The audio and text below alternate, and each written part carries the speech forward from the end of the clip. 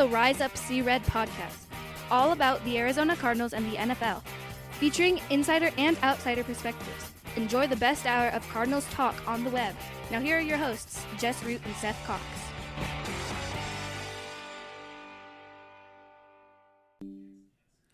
Hello, Arizona Cardinals fans, and welcome to the latest edition of the Rise Up See Red podcast, the best hour of Cardinals talk on the web. I'm your host, Jess Root from CardsWire.com, the USA Today NFL Wire site, covering, of course, your Arizona Cardinals. Seth Cox, my co-host from RevengeTheBirds.com, SB Nation's Arizona Cardinals site, is with me in this second show of the week. This is our preview show. It's one of two preview shows we try to do every week as we kind of change things up this year. On Tuesday, we had our review show, looked back at the Cardinals-Cowboys games. Now we turn the page and we will look ahead to the San Francisco 49ers in Week 4, what the Cardinals have to do. Our third show will be a guest show with Niners Wire's Kyle Madsen. That'll drop on Saturday morning after this show drops on Friday.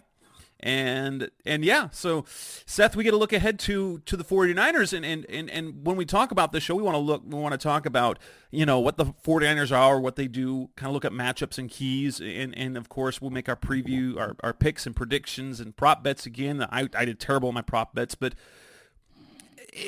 doesn't it feel like entering this week there is a different perspective about the Cardinals going into this week, especially after pulling off what they did last week?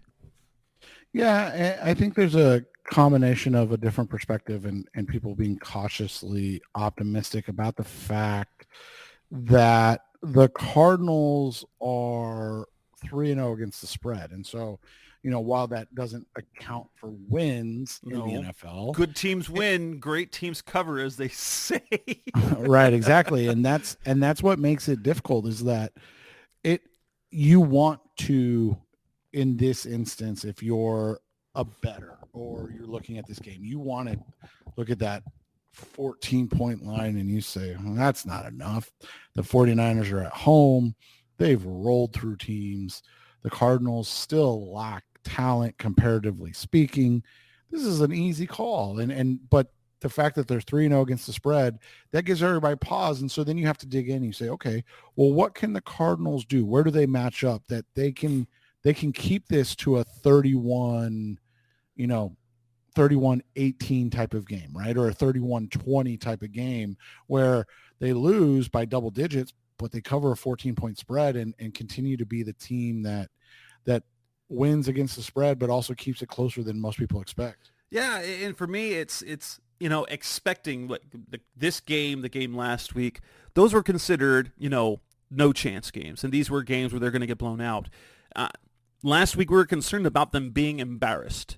I don't know with how they play if we're going to see them be embarrassed this year. If they continue, and barring major injury issues, they have injury issues, but barring some it just feels like they're going to be competitive-ish. Even in the game they're supposed to get blown out, they're not going to be blown out. It's not going to be like the 40-0, 30-10, even 30-12. You feel like these games are going to be interesting, at least in that sense, that they're not going to be unwatchable. We worried about the Cardinals being embarrassed last week, and we had the keys to not being embarrassed, and they ended up winning. So I now feel confident, or at least comfortable, in expecting them to not get absolutely destroyed. Yeah, and I think that's the hope, right? Like, that was kind of one of the big things heading into this season, was that it was like, well, this is going to be embarrassing a lot of the times, right? So see them be competitive, to see them continually be in games, it'll be interesting to watch, because I think the other thing is this, and it's not something that's going to keep up. It's definitely going to change. And I'm assuming, and what happens when you assume, but I'm assuming this week is where it starts to change. And that's, they've won the first half money line every single week. And so people and people may not understand that. If you're just getting into it, this is a prop bet. So basically what you're saying is that the Cardinals will win the first half. They will. It has nothing to do with the game, but it has to do with the fact that they will win the first half. And the Cardinals are plus 390 to win the first half, meaning if you bet $100, you win $390, and your bet back. So you basically close out with about $500 on that win. And they've been even bigger first half money line favorites in the first 3 games because nobody believed in this team. Now, again, I don't think it's going to happen this week. And that's not to say that they're going to get blown out or be down 25 at half or anything like that. But one, that's not anything sustainable. I don't know if in the history of the NFL, we've ever seen a team lead at the half every week. Like that's just probably just not something that happens. But 2, eventually that they're going to face a superior team talent wise that is also going to understand like, hey, this team's frisky. They are incredibly well coached, something that you and I were hoping we were going to be able to say during training camp because we loved everything we saw at training camp from a coaching perspective. Like that was probably the most competent coaching job and even more than competent, the hardest that we've seen these guys be coached in probably, maybe since Arians in 2013, but probably even before that. They were, Arians coached them hard, but I don't think Arians spent the time. And you said it last episode so well, how much they are, teaching with a purpose, and they're showing things with a purpose so that these guys get better as the season goes along and they're prepared. And that all feeds into what we've seen in the first half. And like I said, eventually, usually talent wins out. Like that's just the reality of it. Like talent overwhelms preparation and being well coached, because at the end of the day, you need the guys that you put in a position to make plays. That didn't happen against the Giants. It did happen against the Cowboys. I'm hoping that we see something more resembling the Commanders game. And I'm not saying from an ineptness perspective, but from a, like, they're in the mix and they don't have a big lead and blow it type of thing. Like that we see them being competitive the whole game, that they're in a position to, whether it's cover the spread or even win outright, that they're doing that. That's my hope for this week. Well, and when we look at San Francisco as a team, they score points. They've scored exactly 30 points in each of their wins so far this season. They're both good on offense and on defense. I mean, look, their talent on offense is great. I mean, it continues to be that their weakest link is the quarterback, because you look at the receivers. Deebo Samuel, Brandon Ayuk, that's a great pair of receivers. You've got George Kittle at tight end. While he's not producing at the same level he did 2-3 years ago, he's still one of the best in the game. You have arguably the best running back, all-around running back in the game in Christian McCaffrey. You've got the best left tackle in Trent Williams. You've got a center that they trust. Now they've got questions on the right side of the line. Really the question mark, and it has been for years, is how much production do they get out of the quarterback position? And Brock Purdy has simply taken like game manager plus to the next level. Brock Purdy would be, except what I think what's going with Brock Purdy is there's nothing spectacular about his game. And you watch him and he is just being smart. He's making the right decisions. And the one thing that he's better at than, say, Jimmy Garoppolo, who has a much higher ceiling than Purdy, is that his balls are generally more on target. The 49ers with their offense, they tend to have more separation on their receiving routes than most other teams. And when Garoppolo was there, while he can make more plays than Purdy in general, there were an insane number of inaccurate passes that turned potentially big gains into meh games because he did not hit the receivers in stride, or the receiver had to go back to the ball, and still completed the pass because there was enough separation there, but it could have been so much more. Purdy has just been exactly what they need him to be. He has in 3 games, he has four touchdown passes. He has no interceptions. But it continues to be. But like you said, they're averaging 30 points a game. That's the amazing part of that statistic, is that it's not impressive. It's efficient. And you mentioned the passes, and my buddy Kyle Posey, who runs Niner Nation, a guy I literally talk to every day of the week. He's also a defensive coordinator in high school football in Arizona, so that's why I talk to him every week. He and I talk, and one of the things that he talks a lot about, is that Purdy wins a lot in the intermediate, and that is kind of the key. He completed 80% of his passes last year in the intermediate. That's the flukiest stat. When I talk to Kyle on the next show, I'm sure he has the numbers. If he's being as absurdly efficient in those mid throws this year as he was last year. And what Kyle said is that is literally the key to unlocking Shanahan's offense, because what it does is it stresses safeties and linebackers out. So it stresses safeties out, which then allows you to get things done down the field, in deep settings where, a throw can be slightly off, but they're not in a position to make a play on it. But it stresses linebackers out, which opens up the run game for, the best running back in the NFL, and Christian McCaffrey, right? So that's what Purdy has unlocked, is that, he misses. I mean, it's something we're going to talk about in a little bit. He misses on a lot of throws, but he is so absurdly efficient and accurate in that middle or that intermediate throwing area that it allows this team to be really, really multiple in every sense of the word. They can beat you short, they can beat you in the intermediate, and they can beat you long. And when you do that, it stresses out defenses to the point where they can't compete. And that's what we're seeing is, it's just at times it's easy.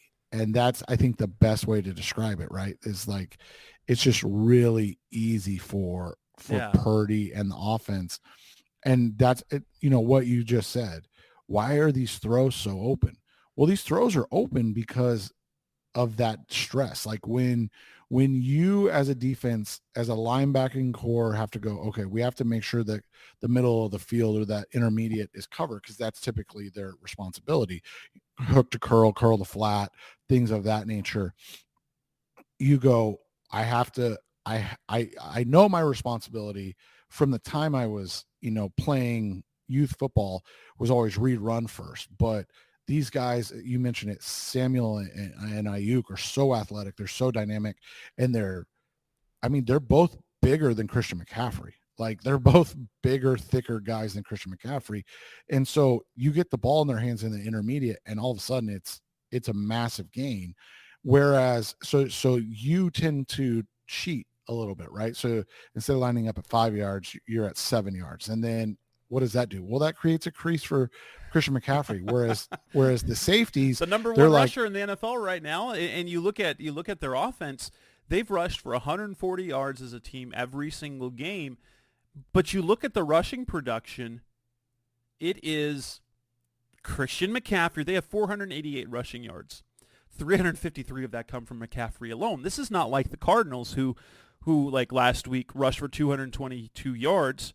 98 of it came from James Conner, and they're getting big plays. In fact, the rushing totals, you've had Dobbs with some big rushes. You had Hollywood Brown in week 1 with a big rush. You have Rondale Moore with the 45-yard touchdown run. Their run game is Christian McCaffrey, and you're not stopping it. Right. They're daring you to stop it. That's the thing is like if you load the box, then that intermediate's wide open. And then that stresses out the safeties, which means they're playing downhill too fast, which opens up the deep game. So it's just a 3-level attack that most NFL teams, want to be able to do. They just aren't efficient enough or talented enough to do it. Whereas it's easy for the 49ers, and that's what makes them so deadly is that they're literally a team that you can't plan for anything because they can beat you in multiple ways in all these different fashions, and it just makes it really difficult. So it's going to be a great test for the Cardinals because like we said, we've been very excited with how they've played through 3 weeks. Obviously 1 and 2 isn't the goal result, but we've been excited with how they've played through 3 weeks. But now it's like you get the best or the most efficient offense in the NFL, because obviously Miami's offense is the best in the NFL right now. And then probably the best defense, if not one of the best defenses in the NFL. And so it's how are you going to respond and how are you going to keep up? And those are the questions that they have to answer. And they've picked off defensively. They have 5 interceptions through 3 games. They haven't had the rushing. They mean the sack totals yet. They've got 8 on the season. 3 of them that come from Drake Jackson, a guy who was extremely disappointing last year as a rookie. So far through 3 games, Nick Bosa has 1. That's going to change, and so it's just a matter of will it change and when. You look at the defensive numbers as well. Look at the totals that they've allowed. 239, 386, 115. The 386 came against the Rams, who've been surprisingly efficient. You had the Steelers 239. They gave up only 150 to the Giants, and they've created. And apparently, that all 5 of the turnovers that they've forced have all been interceptions, and so they're making plays. And we already know they have an incredibly talented defensive line, and they added Javon Hargrave this year. They already have Nick Bosa, and if Drake Jackson is playing at a high level, they have Eric Armstead. Their linebackers, Fred Warner, Dre Greenlaw. It's unfair. And then on top of that, they've got capable corners. Travarius Ward's pretty solid. Embry Thomas they added. He's missed a game. And then their safety, Tanala Hufanga was fantastic last season. They have talent at every single level at the defense, and that's going to challenge the Cardinals, especially in a game. They have like kind of what's helped the Cardinals early is their ability to succeed early on offense. Yeah, that's been the big thing, as you said. It's been getting out fast and being able to compete, and they just, it's one of those things. And I asked Ryan Bainbridge of Niners Nation in our weekly conversation with the enemy. I asked about Steve Wilkes, and I said, you and I have always said he got a raw deal here, but he was also way in over his head. Like both those things can be true at the same time. I said, what's the difference? And he said, he's done a great job of blending what was already in place with some of the things he likes to do. So what they're doing is bringing more pressure, especially from Fred Warner and Hufanga. And those situations allow this team to, like you said, Nick Bosa's, and are we shocked? I mean, the guy hasn't done anything from an NFL standpoint until September 11th, right? Like he literally was sitting out the whole time, and people go, well, he's working out. And, my buddies and I were talking about it. It's like, people don't understand the live bullets are what make you. You can work out but you need football contact. You need to go against, you need that for in whole football term, for the hardening of the body. You need to go up against blockers. You need body-to-body contact. It's not just conditioning. It's not just strength, but it is also contact. Right. And so that's what, Bosa's going through right now. And so that's the thing. So they're doing it in a very similar way with, some nuances that Wilkes brings. And it's just one of those situations that it's just created, and like you said, part of it is just they have so much talent. They do. Right? Like they were really good anyways, and then they go and get Javon Hargrave, and you're like, what? It was honestly, that was completely unfair. It shouldn't have been allowed. I know, right? Somebody needed to step in and be like, no, this can't happen. The fantasy owner, the fans, they need to reject that deal. You can't do that. But and all, Wilkes' scheme is fine enough, but we've seen it. There've been problems with him before. It's not like his defense wasn't great here. He go to Cleveland, his defense was bad there. He went to Missouri, his defense was bad there. When he was with Carolina, he wasn't coaching the defense. Technically, he was an assistant head coach helping with the secondary, and then was named the interim. And so now he's got I know why he picked the San Francisco job, because the last two defensive coordinators have balled out and gotten head coaching jobs, and that is what Wilkes is eyeing, obviously. The funniest thing is, and Justin and I talk about this all the time with college coaches, why, and I get why, I truly do. But if you're Steve Wilkes, why not just be the defense coordinator for the San Francisco 49ers forever? Yeah, okay, so you're only going to make $1 million a year as opposed to $5 million a year. But like, you could have that job for life if you wanted. Yeah, and especially if they keep the talent and they're doing as well as they are. Yeah. Right, and just like that's what we always say is, like, when you're the coach of, for instance, right now Tulane, right, and they've gone from being a really bad team to a team that won the Cotton Bowl last year over USC, and people are like, oh, Willie Fritz is going to go here. I'm like, why not just stay in Tulane forever?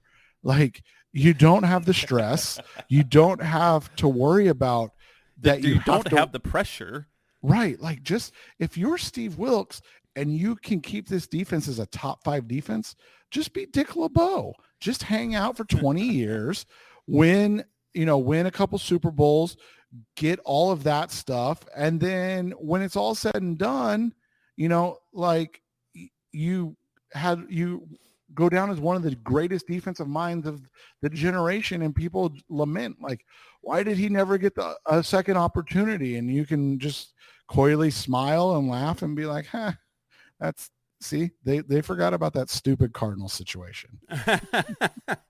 All right, coming up next on the Rise Up Series podcast, the best of Cardinals talk on the web. Let's look at individual matchups that we're looking at, keys to, I don't even want to say keys to win, keys to not being embarrassed, but keys to success for this coming up game. That's coming up next on Rise Up Sea Red. We're back on the Rise Up Sea Red podcast, the best of Cardinals talk on the web. We've had some pretty good matchups that we watched out, and then obviously some things that the Cardinals must do to succeed. Basically what happened last week, basically what they did in the first half against the Giants and what they did the entire game against the Cowboys is kind of what they need to do. They need points early. They need to not turn over the ball, and they need to be great in the red zone. If there are 3 things we can pick, those are the 3 things that we can pick for them, is that they need to score points early, they need to take care of the football, and they need to be great in the red zone again. This is a different animal when you've got the running game that they've got, but even when they were able to succeed, even with the Cowboys running for a lot of yards.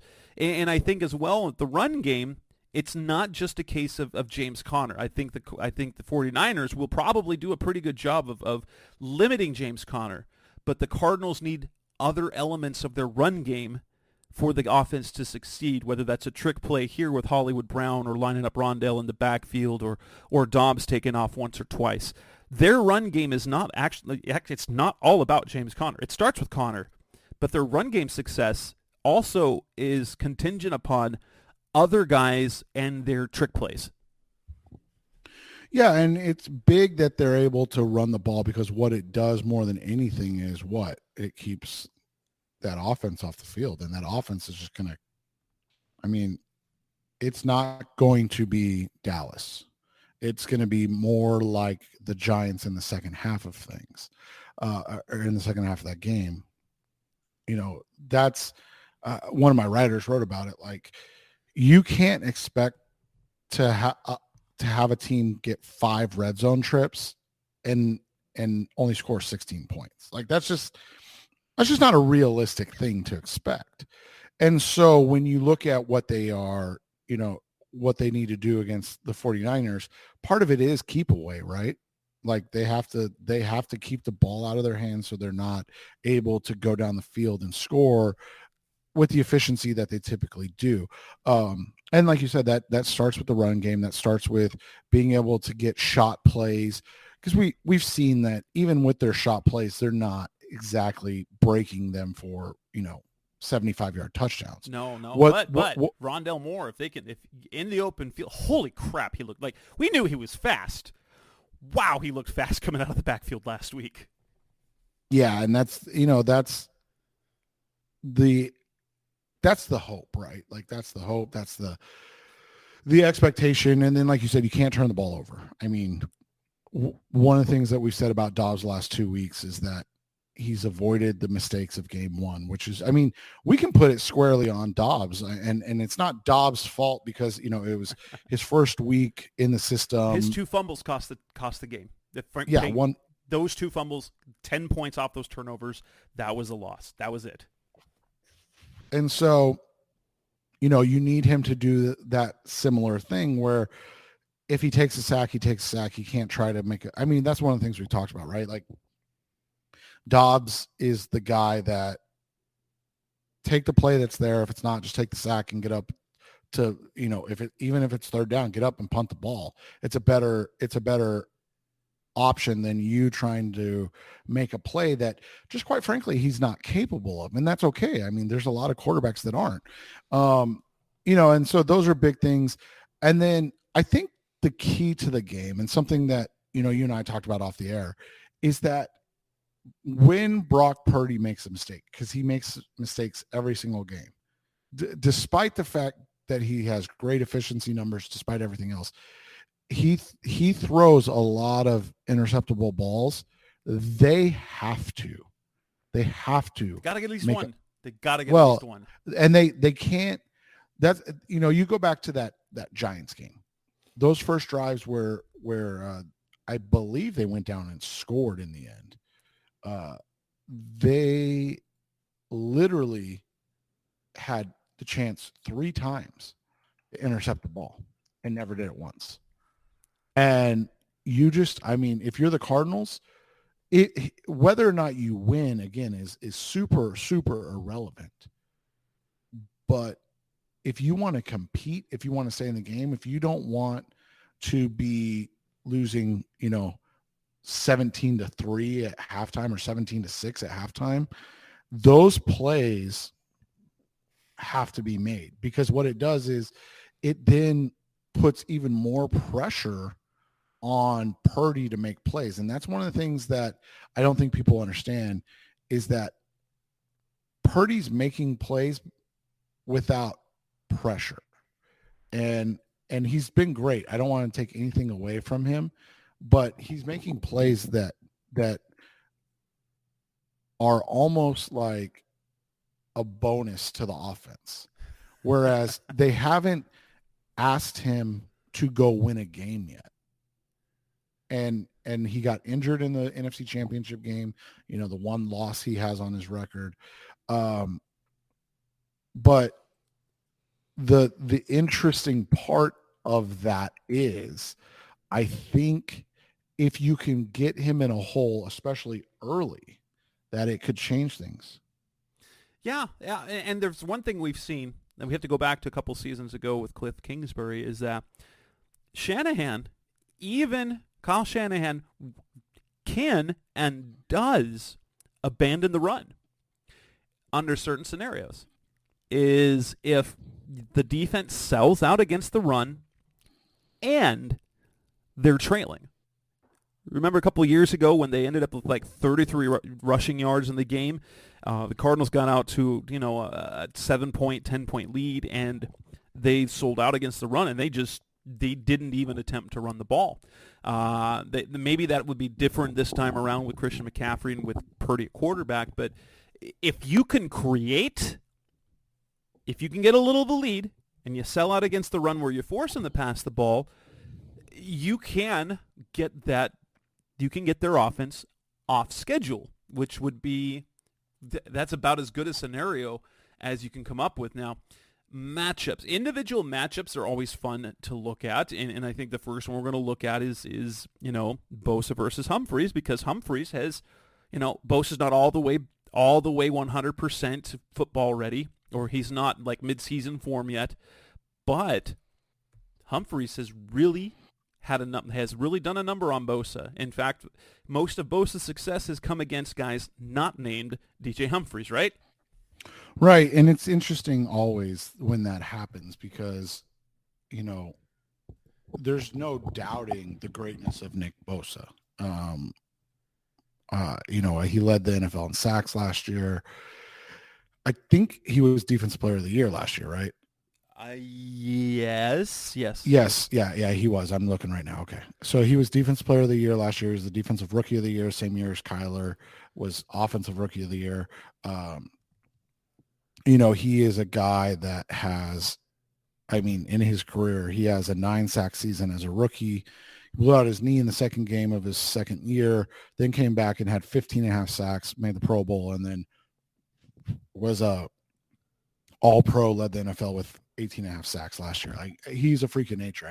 We're talking about a guy that in 5 seasons, barring injury, is going to be well over and close to 60 sacks in 5 seasons, and that's basically missing an entire season. He's just he's a freak. And so when you look at those splits and you look at his career against the Arizona Cardinals, it's really funny that in his career he has 3 sacks. 2 came last year in those beatings. And he's been fine, but it's not like he's been dominant. And those are unexpected wins, right? When you look at it, that you say, oh, wow, like I didn't expect Nick Bosa to be, in 7 games, 3 sacks. Like if you're the Cardinals, you're like, hell yeah, that's a great outcome. It's less than a sack a game. Like those are, and we're talking about a guy that's going to have 60 sacks in 5 years. Like he's a freak of nature. The other things are, and we've talked about the last couple of weeks, as good as Micah Parsons is, and there's zero doubting his greatness. He's not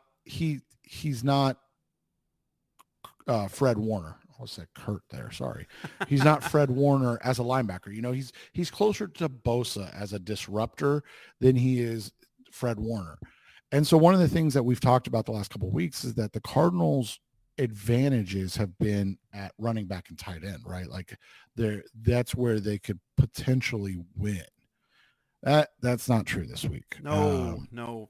Fred Warner. The 49ers consistently have arguably the best linebacking core in the NFL. And when they're running at least nickel, they've got Fred Warner and Dre Greenlaw on the field, both of whom are absolutely fantastic. And so, yeah, it's going to be a challenge this week for sure. Yeah, and that's exactly it. Like you said, Greenlaw, Warner, Hufanga, the safety.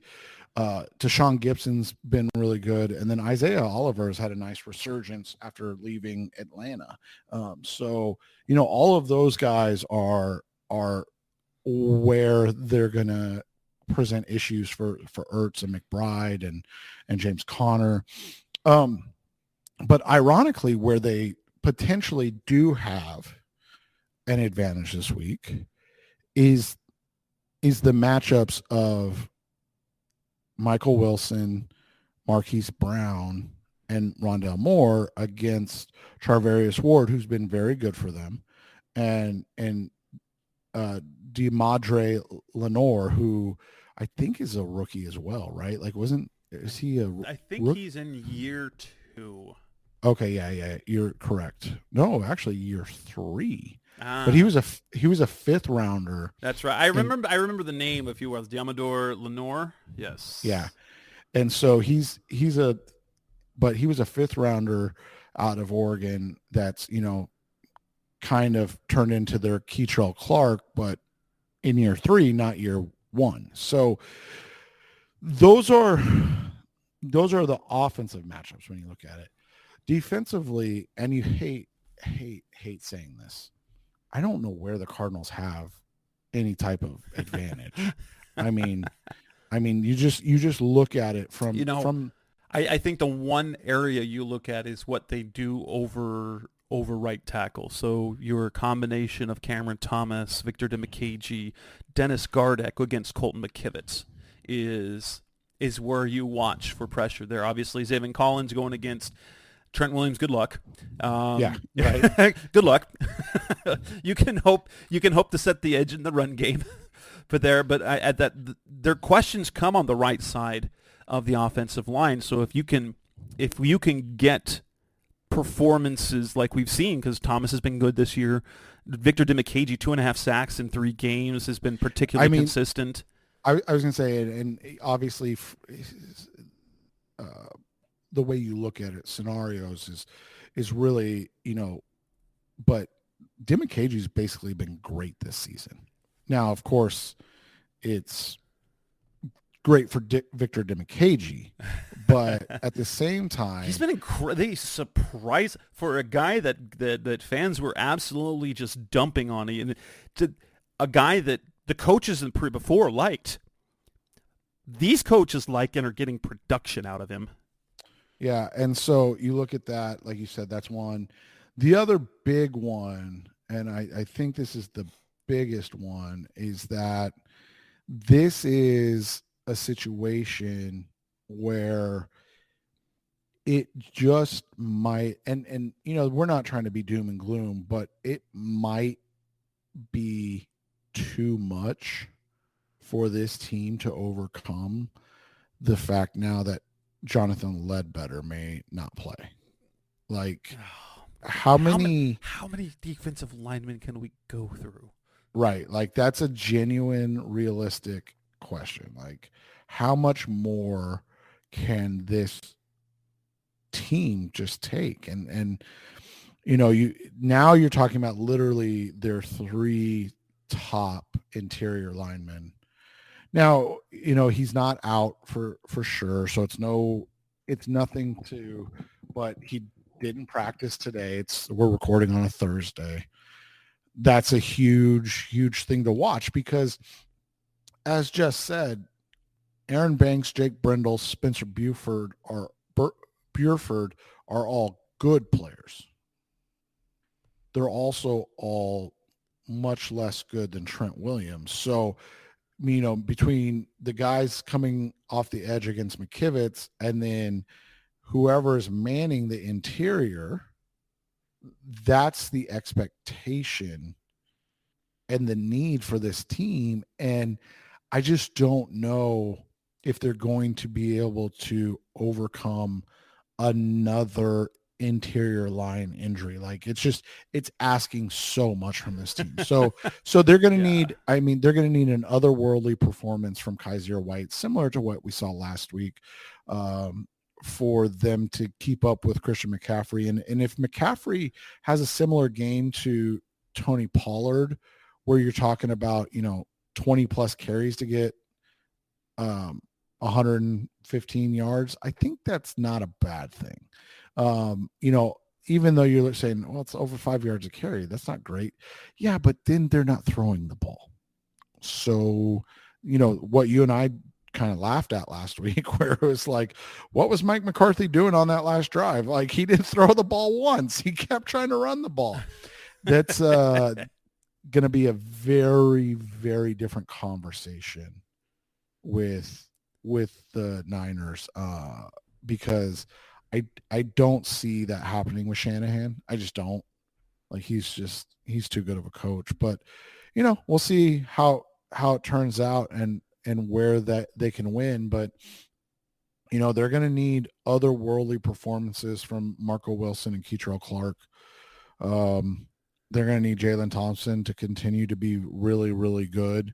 And then they're going to need guys like Andre Chaucer and Kevon Wallace to continue to play kind of above their ability throughout their career. And all of that is saying that's just to stay in the game, right? Like that's just to stay competitive.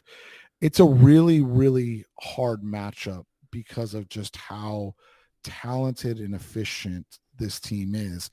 But like we said at the outset, if you're able to force Brock Purdy to beat you, meaning that you get turnovers early, you can sell out to stop the run, and then force Brock Purdy, even though those receivers are insanely talented, and you can force Brock Purdy to throwing the ball consistently, that's your best bet. That's your best way to win a game, and no teams have really done that.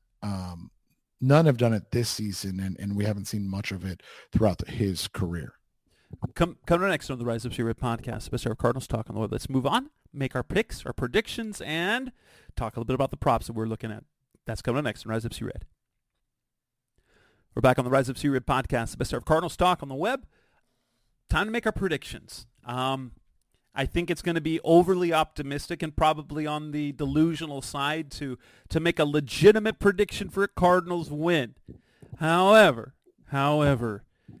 do we think the Cardinals can cover that 14-point spread? Personally, I do. What do you think? I feel more confident about it than I did last week, where I thought they had no shot to do it, and then obviously they just won outright. But I still feel like they're going to have to do some of the things that we're going to bet on and that we've talked about in order to do so. And so, the first one for me, and I know you're looking at it too, is something we talked about. Brock Purdy at times has been careless with the ball. His to throw an interception, which he has not done this year, his to throw an interception is plus 270 on DraftKings. Smash it. Because the Cardinals have picked off the pass every single game this season. And I think, having him throw one interception in 4 games doesn't make him a bad quarterback, but he's due. He's due to turn the ball over, and the Cardinals have been good at it. Let's put it this way. They have 23. They've gotten their hands. They've defended 23 passes this year through 3 weeks. They've gotten their hands on 23 passes. That is second in the NFL. And so if they continue to make plays on the ball like that, they're going to end up with the ball in their hands. Yeah, and that's why I said, I mean, you look back, and I know especially Niners fans have been very critical of Pro Football Focus and what people consider a turnover-worthy play or a turnover-worthy throw. But when you look at what Brock Purdy did, he had 2 turnover-worthy plays in the first drive against the Giants, and he had 2 turnover-worthy plays against the Steelers. So again, this goes back to what we said, which isn't that the Cardinals are going to cause him to make a bad throw or an errant throw, but he has been prone to making those throws. So the Cardinals have to take advantage, because that's the thing. In 3 games, he's got 4 turnover-worthy throws. So the Cardinals have to take advantage of that, because if they don't, then not only are we going to lose the bet, but that's when it becomes very unlikely to me that they're going to cover the 14 points. And my take on the result, okay? I still have the 49ers scoring 30 points. I think the Cardinals, especially with their efficiency on offense to start games, their ability to protect the football, I think they can get to 20 points. I think it'll be 30-20. The Cardinals will only be throughout the game will only be threatening. They'll never be like the 49ers will be always in control, but the Cardinals will be threatening. And I think that's kind of aside from a shock the world win, that's kind of what, at best, that's kind of what we want to see. We want to see the Cardinals, threatening, even though they're outmatched. And you look at it, one of the things that I really like this week again is, and you and I joked about it off the air, but, Matt Prater's over 4.5 points. 4.5, yes. Hammer it.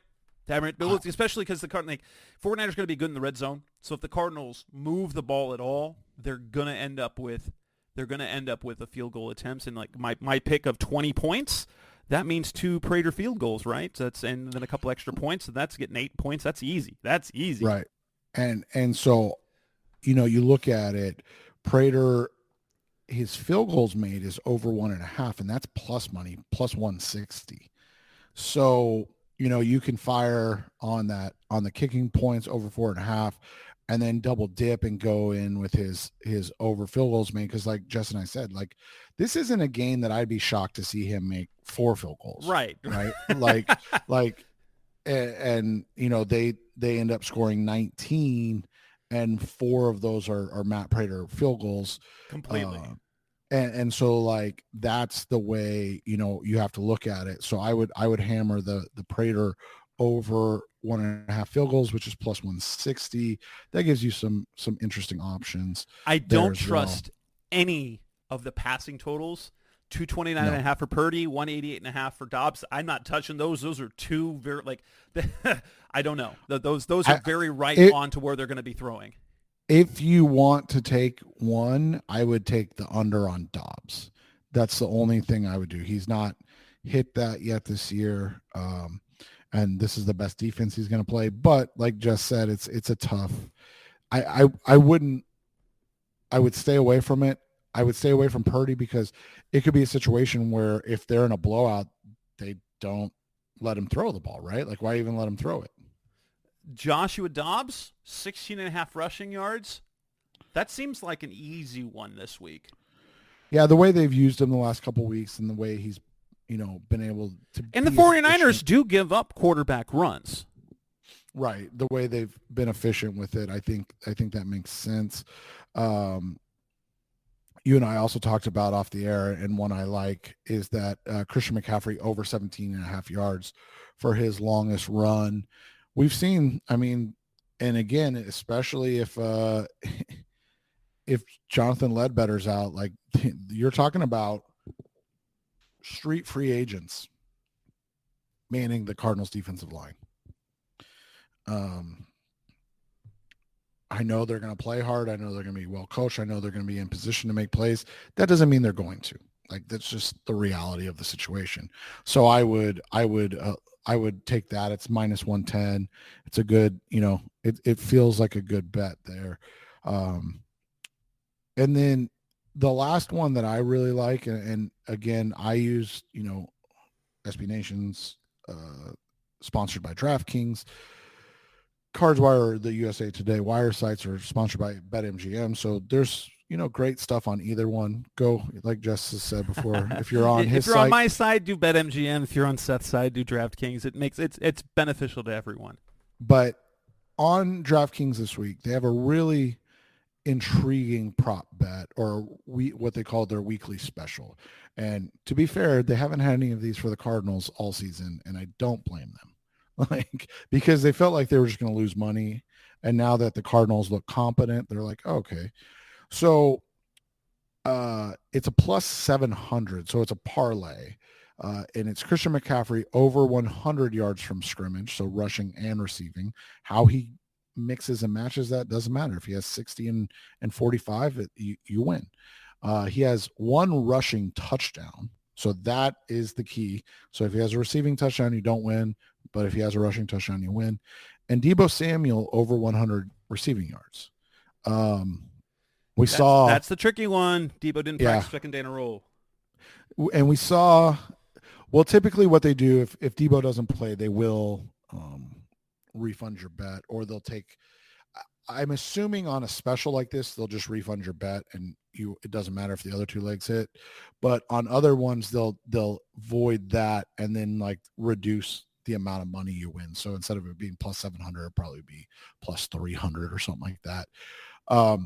the way that Michael Gallup was used last week is like a watered down version of how Deebo Samuel is used, right? And so if he's on the field, if he's playing, that's what I would be looking at, because it's going to be, I think they're going to really focus on getting him the ball and really being efficient with him. He is just such a talented guy.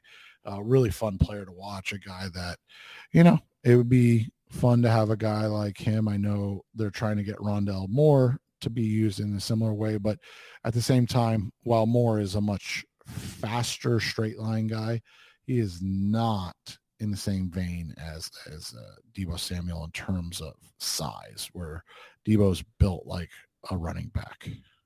The one thing I couldn't find on either one is an anytime touchdown by any time, because if there were one for James Conner, I'd put one. Anytime touchdown on Connor, but I cannot find any anytime touchdown props for this game.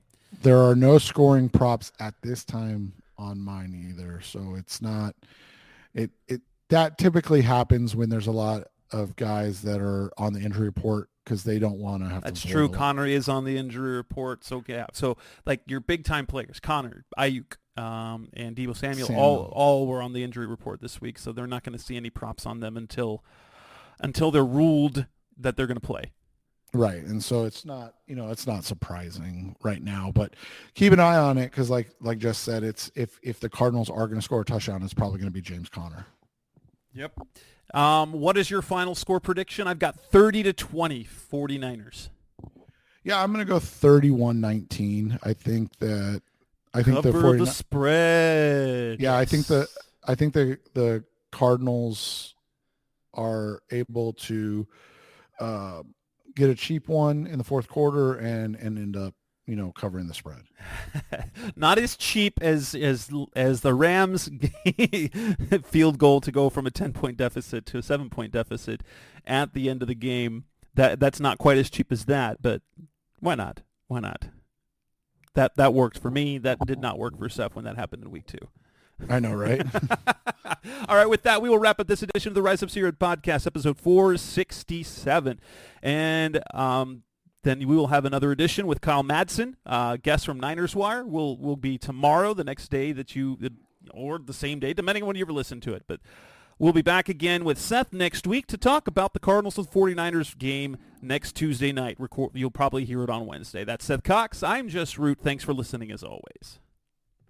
Thanks for listening to the latest edition of the Rise Up, See Red podcast. Listen to previous episodes and subscribe to the show on Apple Podcasts, Stitcher Radio, Audioboom, or many other podcast platforms so shows are delivered directly to your mobile device. Please give the show a 5-star rating and always support the sponsors who support the show. We'll be back soon for the best hour of Cardinals talk on the web. Rise up, Red Sea, be Red, See Red, and of course, Rise Up, See Red.